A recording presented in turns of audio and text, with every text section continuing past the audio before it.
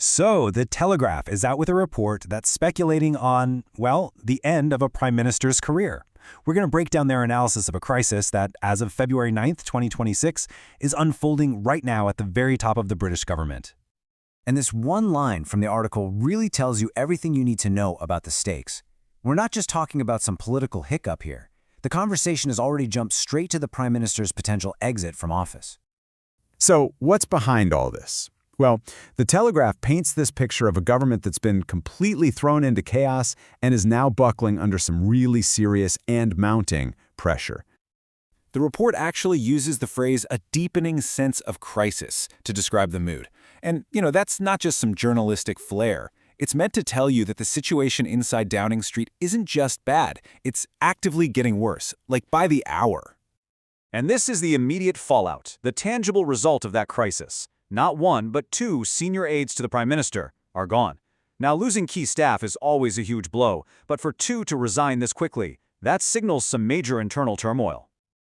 Okay, so how does the government go from being pretty stable to suddenly teetering on the brink? The source points to a chain of events that all went down with breathtaking speed, all within just 48 hours.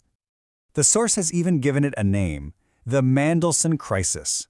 And it all kicked off because of what it calls the Mandelson-Epstein revelations, which are allegations of improper financial dealings.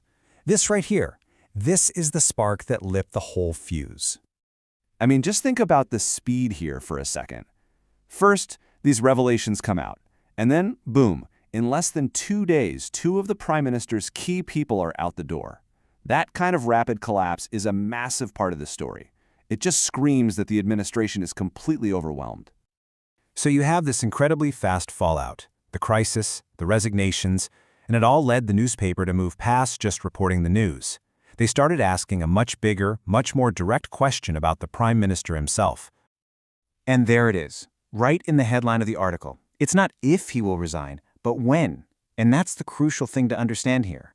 The whole premise of this report isn't about a political stumble. It's treating the Prime Minister's departure as a near inevitability and is already analyzing how it could all play out.